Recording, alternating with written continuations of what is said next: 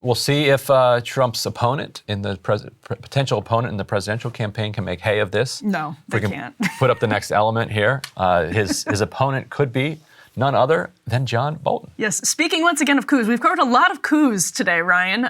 And John Bolton hopes to plan another coup, this time in his own country. Roll E2 here. You are essentially telling us that you would consider getting into the 2024 race. Absolutely. I think to be a presidential candidate, you can't simply say, I support the Constitution. You have to say, I would oppose people who would undercut it. You know, we used to have a thing in the House of Representatives called the House Un-American Affairs Committee. I think when you challenge the Constitution itself the way Trump has done, that is un-American. Let's stay here for a moment. Just walk me through your thinking. What does your timeline look like? What would cause you to cross into saying what you're saying now and actually being a declared candidate for president? Look, all of the potential candidates know what Trump has said. This is no secret to anybody. I don't see why they aren't saying it right now. I think the voters, the Republican voters, people who choose the Republican nominee, nearly 95% disagree that Donald Trump is more important than the Constitution. I'm afraid there are some who would stick with Trump on this. What does a candidate have to lose by appealing to 95% of the base of the Republican Party? No, his math doesn't check out. I don't think that's the case. John Bolton, what does a candidate have to lose by appealing to 95% of the Republican base? The idea that any anti-Trump candidate, let alone somebody with the history of John Bolton, people forget so easily how hard Trump campaigned on ending endless foreign conflicts. In 2016, he actually really didn't campaign too much on it in 2020, I think probably to his detriment.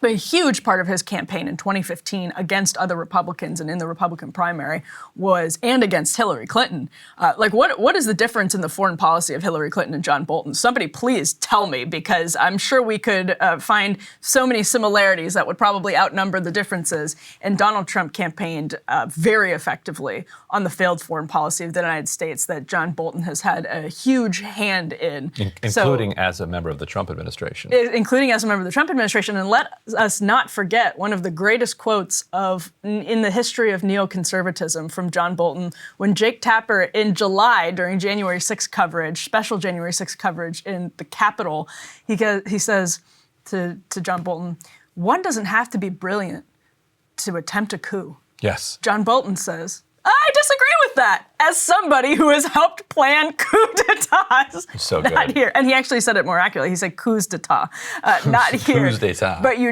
other places. It takes a lot of work. And that's not what Trump did. It was just stumbling around from one idea to another. So Trump's greatest flaw that John Bolton thinks 95% of the Republican base might go for, or a major Trump flaw at the very least, is he's just not good enough at planning coups. He doesn't have the attention span to plan effective coups.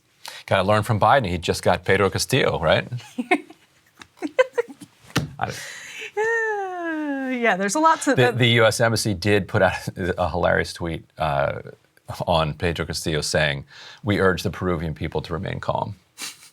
Should do it. Not saying the U.S. led a coup. I mean...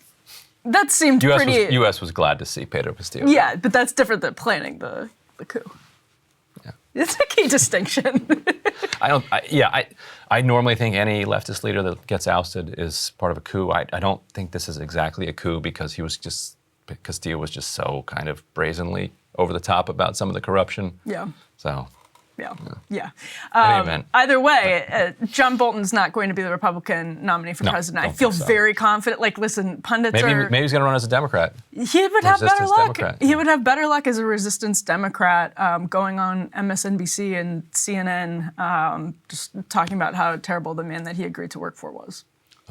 All right, and up next, Daniel Ellsberg says that he got a backup copy of the documents that Chelsea Manning leaked in case something happened to WikiLeaks and they weren't able to publish them. He's now daring the Biden administration to prosecute him, just like they're prosecuting Julian Assange. We're going to talk to Stefania Morizzi, who is out with a brand new book on Assange. She's a journalist who has probably spent as much or more time covering WikiLeaks and Assange as anyone on the planet.